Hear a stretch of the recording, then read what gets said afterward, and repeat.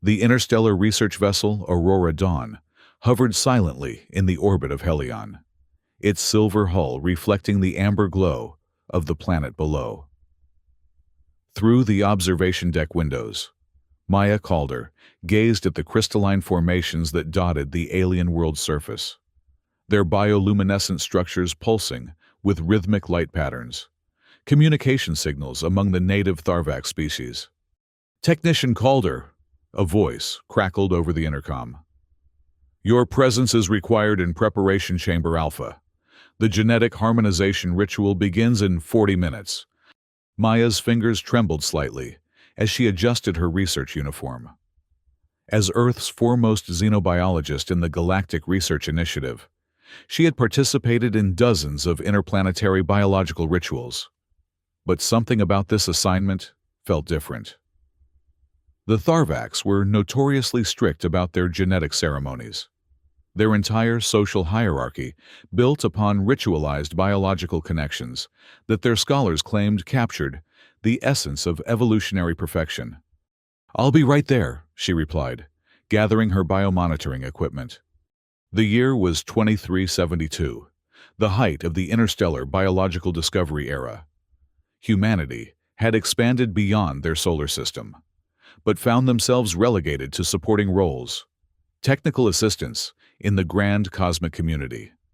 Their value lay primarily in their adaptive problem-solving skills, making them useful fixers when technology malfunctioned or unexpected variables emerged in research protocols. As she made her way through the ship's gleaming corridors, Maya couldn't help but reflect on the personal loss that had brought her to this distant corner of the galaxy. Her mother's death from an aggressive genetic cancer 3 years ago had left her questioning everything about her career. She had tried to pull her mother from treatment when the suffering became unbearable, but medical protocols had prevented it. In the end, she watched helplessly as her mother withered away, bound to procedures that prolonged pain rather than life. "Perhaps that's why I'm here," Maya whispered to herself. "To understand how other species connect biology with compassion, or if they do at all." The preparation chamber doors slid open with a soft hiss. Inside, several Tharvax officials stood in ceremonial formation, their translucent skin shifting through patterns of deep saffron, the color of official proceedings. At the center stood Queen Aurelis Vok, 47th ruler of the Northern Hemisphere Tharvax Coalition, her elongated frame adorned with bioluminescent markings that signified her royal lineage. "Human technician," the lead Tharvax official addressed her without making eye contact, a cultural norm that still unnerved Maya after months of interaction. "You understand your role today. You will monitor the biological synchronization, ensure genetic compatibility remains optimal, and under no circumstances interfere with the ritual progression." Maya nodded, her dark eyes meeting the official's momentarily before looking away. "I understand the protocol, Commander Tyan Rock. I've been briefed on the interstellar life law regarding participation in the genetic harmonization ritual." The commander's skin flickered momentarily to a deeper amber. Satisfaction. Maya had learned to recognize. "Good. The Queen's union with tribal leader Zorax will secure a crucial political alliance. The genetic bonding must proceed without interference." Maya glanced at Queen Aurelis, surprised to catch what appeared to be a fleeting look of something. Apprehension? Fear? The Queen's normally confident posture seemed slightly diminished. Her shoulders hunched almost imperceptibly. "Is the Queen feeling well?" Maya ventured cautiously. Commander Tyan Rock's skin flashed a warning red. "The Queen's biological state is not your concern, human. Your role is technical support only. Remember that any emotional intervention or premature withdrawal from the ritual is strictly prohibited by the interstellar life law. The penalty is severe, immediate expulsion or execution, depending on the severity of the disruption." Maya swallowed hard. "Understood, Commander." The procession made its way from the preparation chamber to the ship's teleportation platform. Within moments, They materialized inside the Rebirth Gateway Temple on Helion's surface, a massive crystalline structure that seemed to grow organically from the planet itself. Massive biocrystal corridors stretched before them, pulsing with light that responded to their footsteps. The walls were engraved with intricate Tharvax genetic symbols, representations of their biological history and evolutionary development. The central chamber was a vast dome supported by living crystal pillars. At its center stood a platform surrounded by what the Tharvax called life monitors, sentient, crystalline formations that registered and regulated emotional and biological responses during rituals. The air hummed with a subtle vibration that Maya could feel in her bones, the temple's biological systems activating in preparation for the ceremony. Queen Aurelius was led to the central platform, where she was joined by tribal leader Zorax, a muscular Tharvax with battle markings etched into his skin. Maya took her position at a monitoring station, her equipment interfacing with the temple's biological systems. Her role was straightforward: ensure the biological components of the ritual remained stable, that no genetic incompatibilities emerged, and that the ceremonial union proceeded according to ancient Tharvax protocols. What happened next would forever change the course of Tharvax history and Maya's own destiny. The ritual began with a haunting melodic vibration emitted from crystal resonators throughout the chamber. Queen Aurelius and tribal leader Zorax began the ceremonial dance of genetic approach, a slow, deliberate series of movements that initiated the biological connection required for the genetic harmonization. The life monitors pulsed with increasing intensity, their crystalline surfaces reflecting a kaleidoscope of colors that represented the biological rhythms of the participants. Maya watched her monitors carefully, noting the standard biological markers: genetic receptivity, hormonal fluctuations, neurological synchronization. Everything appeared to be proceeding normally, though she couldn't shake a sense of unease. Something in Queen Aurelius's posture seemed wrong, forced. As the ritual reached its climactic phase, Maya noticed an alarming shift in the Queen's biological readings. Her stress hormones had spiked dramatically, and her skin had taken on a pale yellowish hue, a color Maya had never observed in Tharvax physiology before. The Queen's eyes, normally a luminous amber, had dulled to a flat ochre. Terror, pure, unmitigated terror. The realization struck Maya like a physical blow. The Queen wasn't merely performing her duty. She was enduring something that was causing her extreme distress. But the ritual continued relentlessly. The temple's biological systems, pushing forward toward genetic culmination, oblivious to the Queen's silent suffering. When Queen Aurelius reached the ritual's apex, Maya saw the monarch's eyes lock with hers in a desperate, silent plea. Without conscious thought, acting purely on human instinct, Maya's fingers flew across her console, sending an emergency override signal to the temple's systems.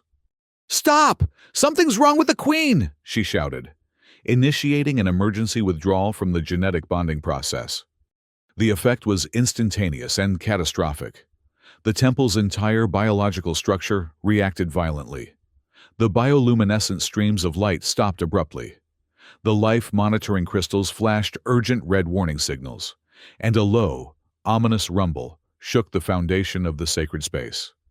Instead of continuing the ritual as planned, Queen Aurelius collapsed, clutching Maya in a desperate embrace.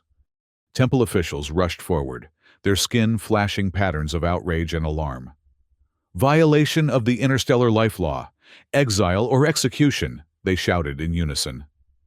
Maya and Queen Aurelius were immediately separated and detained, their presence in the sacred space now considered a desecration. The Tharvax political network instantly fractured. Conservatives called for Maya's immediate execution, while moderates feared the broken alliance would lead to civil unrest. Maya found herself thrown into a sterile containment chamber known as the life cell, a space where every emotional fluctuation and bodily movement was monitored by crystal sensors. She faced the contempt of Commander Tyan Rock, who viewed her as a saboteur of sacred tradition. "Do you comprehend what you've done? Human," the commander's voice crackled through the cell's communication system, his tone dripping with disdain. "You've violated our most sacred law. The ritual was thousands of years in development, perfected through countless generations. Your emotional interference has potentially damaged the Queen's genetic integrity and certainly destroyed a crucial political alliance." Maya sat on the edge of the cell's hard surface, her head in her hands. Something was wrong with Queen Aurelius. Didn't you see her skin color? The readings from her biological systems were showing extreme distress. Our rituals often involve discomfort. It is part of the genetic strengthening process. Commander Tyan Rock replied coldly. Your human sentimentality has no place in Tharvak's biological progression. Meanwhile, Queen Aurelius underwent intensive genetic testing. Tharvak's physicians discovered alarming signs of extreme psychological stress that had altered her biological rhythms. Their conclusion was dire. If the ritual had been completed in that state, the genetic materials would have released dangerous compounds into the expected embryo. Maya struggled with intense internal conflict. She had come to help, to learn, to contribute to scientific advancement, but had instead created a diplomatic disaster for Queen Aurelius and the Tharvak's coalition. Once an idealistic scientist, she now found herself haunted by doubt. Even if she had saved Aurelius from immediate harm, she couldn't erase the violation of their sacred law. Memories of her mother flooded back, how she had fought to withdraw her from painful treatments, but ultimately failed to spare her from suffering. I couldn't save her, Maya whispered to the empty cell. And now, I've potentially condemned another to a different kind of death. Days passed in isolation, with Maya permitted only brief communication with Aurora Dawn's human crew, who had been ordered to prepare for potential emergency departure. Then, unexpectedly, she received a visitor. A slender, Tharvak's female entered her cell, her skin displaying unusual patterns of silver and smoky orange, colors Maya had never observed in official communications. The visitor deactivated the monitoring crystals with a small device before speaking. I am Lilara, a genetic courier, she whispered. I bring a message from those who support your action, though we must speak quickly before the life monitors reactivate. Support my action? Maya was incredulous. I violated your most sacred law. Lilara's skin rippled with what might have been amusement. You're not the first to withdraw from a ritual, human. You're merely the first foreigner to do so publicly. I represent the Tharvak's resistance, those who believe our biological rituals have become tools of political control rather than true evolutionary advancement. She explained that a growing underground movement had been documenting cases where the genetic harmonization ritual had caused psychological damage or biological harm. Many Tharvaks had secretly withdrawn from ceremonies when they became dangerous, only to face execution or exile when discovered. Queen Aurelius has requested your presence, Lilara continued. She has temporarily convinced the Council that your xenobiological expertise is needed to understand what went wrong with the ritual. In truth, she wishes to thank you and to seek your help. Before Maya could respond, Lilara pressed a small crystal into her palm. This contains the location of our meeting point. When the guards come to escort you for scientific consultation, follow their lead, but watch for my signal. True to Lilara's word. Hours later, Maya was escorted from her cell by stern Tharvak's guards. They led her through winding crystal corridors to what appeared to be a medical research facility. Once inside, she was surprised to find not only Queen Aurelius waiting, but two other Tharvaks she had never seen before. This is Dr. Vilar Khan, a natural biological science researcher. Queen Aurelius introduced a Tharvaks with scholarly markings on his translucent skin. And this is Yeren 7, an emotion-transmitting artist who has been banned from performing due to the negative influence of her work. The queen's skin had returned to a healthier hue, though Maya noticed subtle patterns of stress still etched in its translucency. "These are members of what your escort Lilara called the Tharvax resistance," she explained.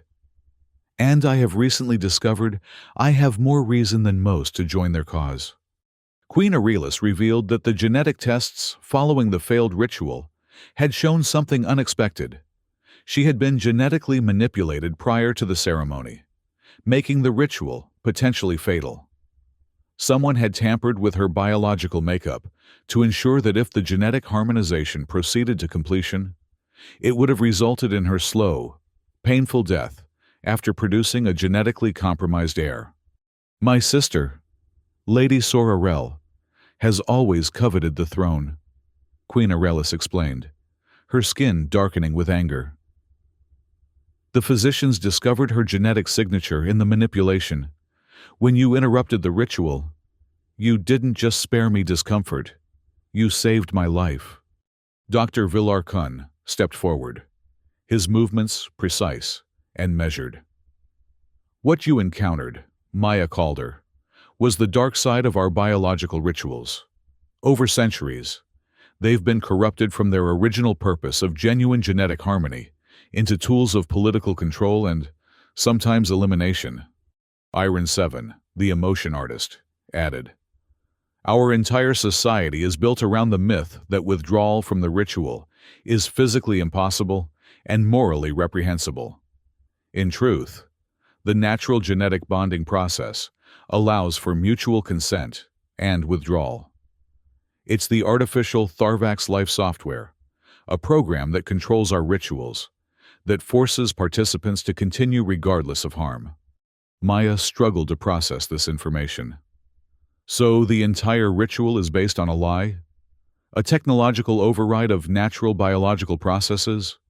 "Not entirely," Dr. Villar explained.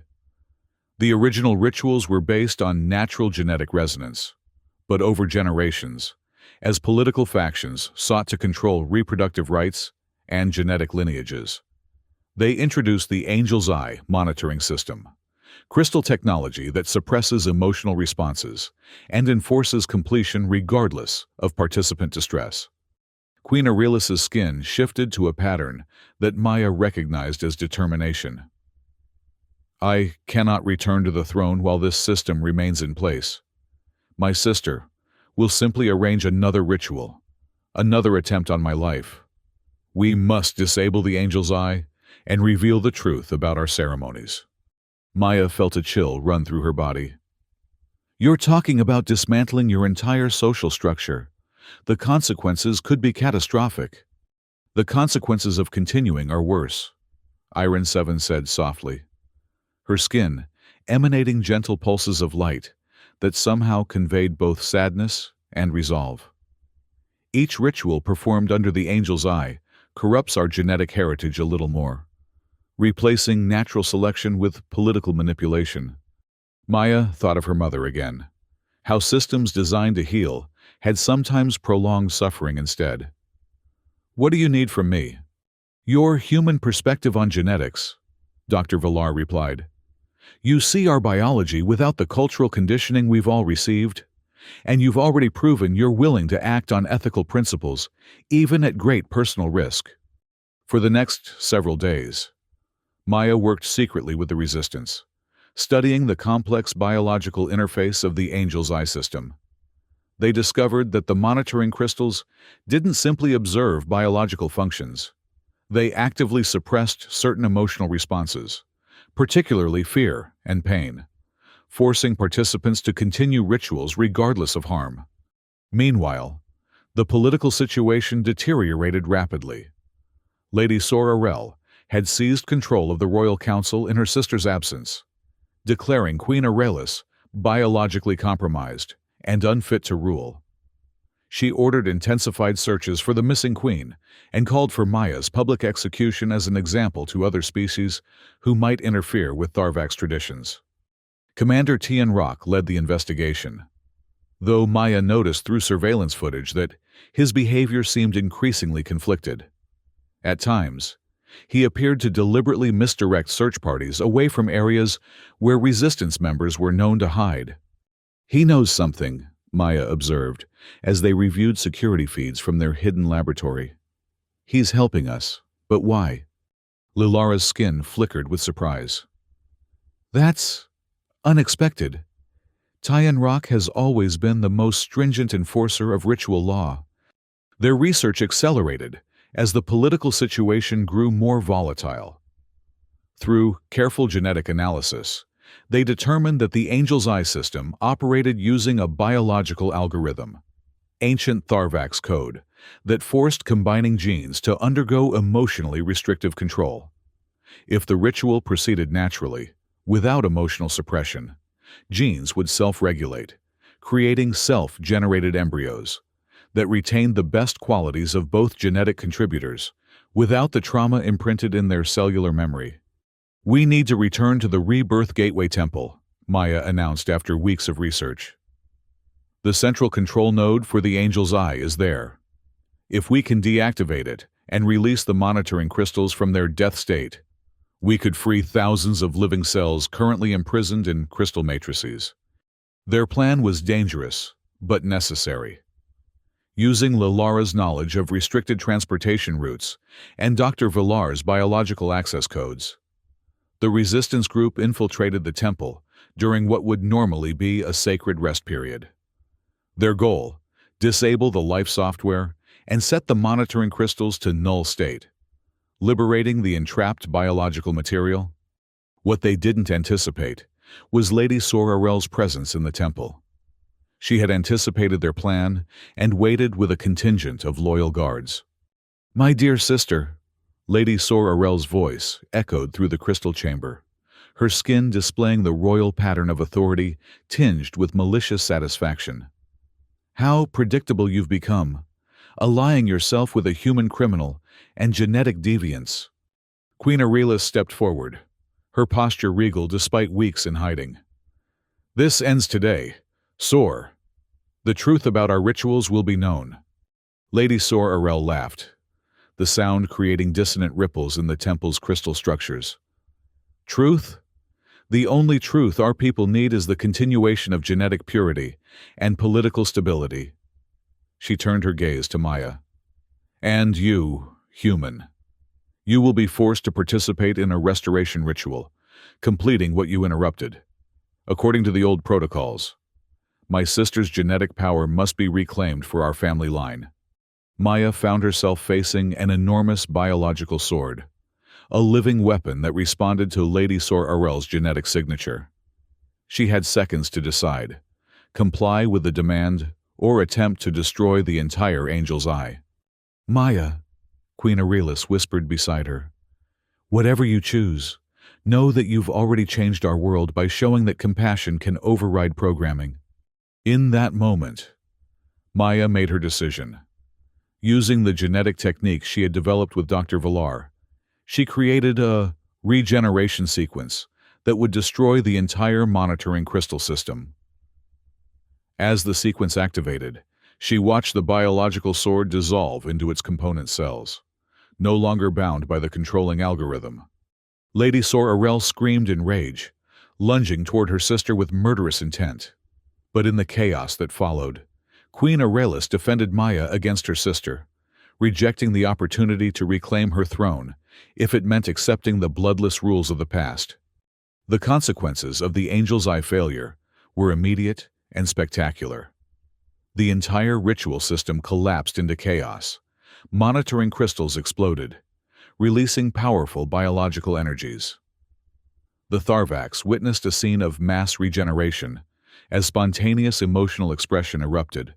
Some ritual adherents were overwhelmed, while others welcomed the freedom with joy. The interrogation and legal reform that followed marked a turning point in Tharvax history. Many legal officers, witnessing thousands of biological cells bursting from crystals, acknowledged the harmful nature of the old rituals. Maya and Queen Aurelius were permitted to address the Tharvax assembly, proposing a natural life law that allowed voluntary coupling without technological enforcement. Queen Aurelius eventually reclaimed her throne, issuing the voluntary genetic decree that ended the absolute power of the life software.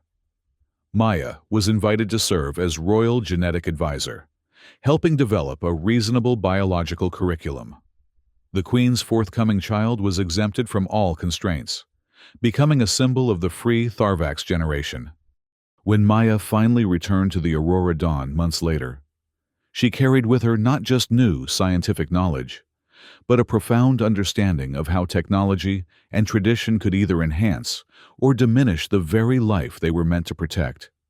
Sometimes, she wrote in her final report to Earth's Xenobiological Institute, the most important scientific breakthrough is knowing when to stop the experiment. Compassion may seem unscientific, but it's the one constant that keeps all sentient beings, human or alien, from becoming mere biological algorithms. As the ship prepared to depart Helion's orbit, Maya received one final communication from the planet's surface. It was a simple message, accompanied by a genetic sequence unlike any she had documented before, a natural harmony between Queen Aurelius and her chosen partner, achieved without technological intervention. The message read, "From one who is grateful that you pulled out when no one else would have dared. Some violations of law create new life possibilities. Return soon, friend of Helion." Maya smiled as she stored the genetic sequence in her personal database.